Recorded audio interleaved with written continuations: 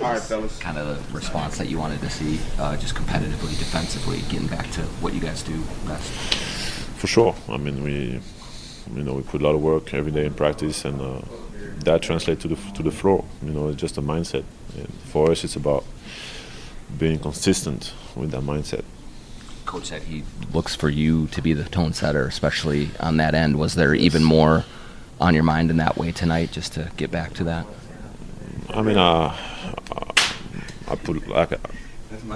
gotta set the tone for the team. So not just tonight, not just it's gonna be every night, and I try to really be more focused on what I bring to the table first, and lead by example. What is it? Is there something about Phoenix that you think brings it out of you guys as well, or? I think the talent that they have. Obviously, when you play two of the best offensive talents in the world, it's kind of like naturally we know that we have to bring, like, it brings another level of urgency from us. But like I said, it's we gotta have the level of urgency every night, because the level of talent is everywhere in this league, and I think by now we should have learned the lesson that when we don't, regardless of who we play, we hurt ourselves. So now we take it one game at a time, and keep putting the work every day and come out ready. Like I said, seeing this team play at its peak is both motivating and frustrating. Just how infrequently it comes out. Is that how you feel as well? For sure. It's about we are our biggest opponent. When we get a little complacent, or it's kind of like when people start saying, "Oh, we're good," and when the odds are with us, that's when we're not as good in a way. And it happened last year in the playoffs.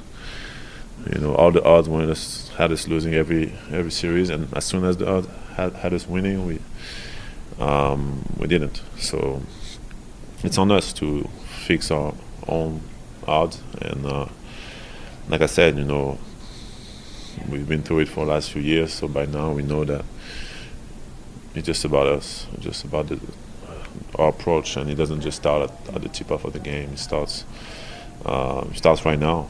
How we recover, the work that we put in tomorrow, and it's different from each individual. We all know the things that we need to do to be at our best and try to be consistent with it, and then when it's game time, it translates to the game.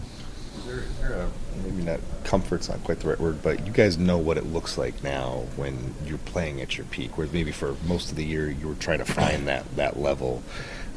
Just as you navigate this last stretch, was there at least hey, we know what this looks like, there's a blueprint for what we can be as a team that you were able to get back to tonight? It's kind of like we know what it looks like, but we play at our peak when we have that level of almost fear, a little bit of urgency, that kind of like survival instinct. When we play with that, we are really, really good, and there's no one that we cannot beat, when we play that way. And it's about finding a way to having that every night.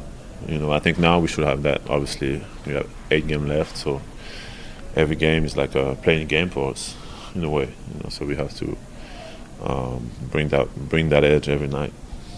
Rudy, with Carl last year, like a big way, it seemed like you guys had offensive chemistry as he would find you in the dunker spot with lobs when you started getting downhill. Julius did that a couple times tonight. Does that feel like that's a way that you guys can also for sure have a chemistry there? I think it's huge. I think it's huge for us. Julius brings so much attention, whether it's on the post or when he drives or in the pocket. So him being able to make those plays, whether it's the lob to me or the kick out to the corner, makes it really, really difficult on the defense, because they have to make tough decisions, and once throws it a couple times, then as a big, you're probably not going to help up as much, and then that's when you can really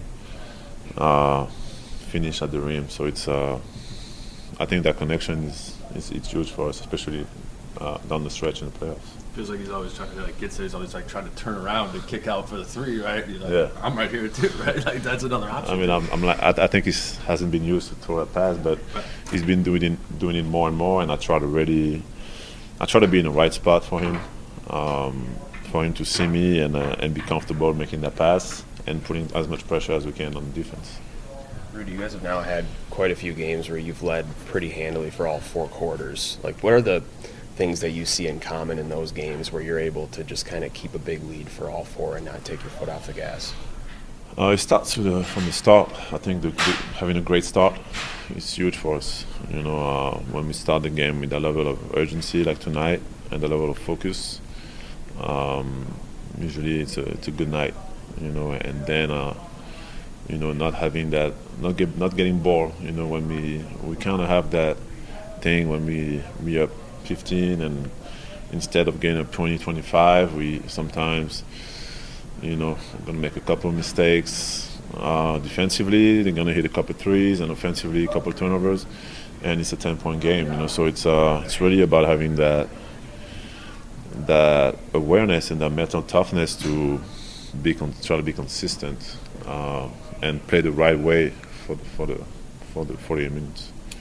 Your offensive rebounding is obviously a big component here. Like, how do you balance going and doing that and also making sure you're back to set the defense as well?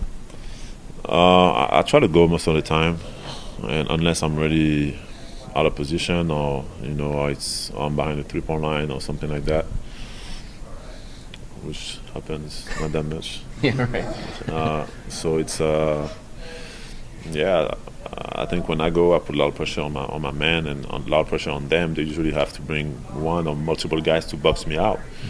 And while they're boxing me out, they can run on defense, on offense. So I think it puts a lot of pressure on them.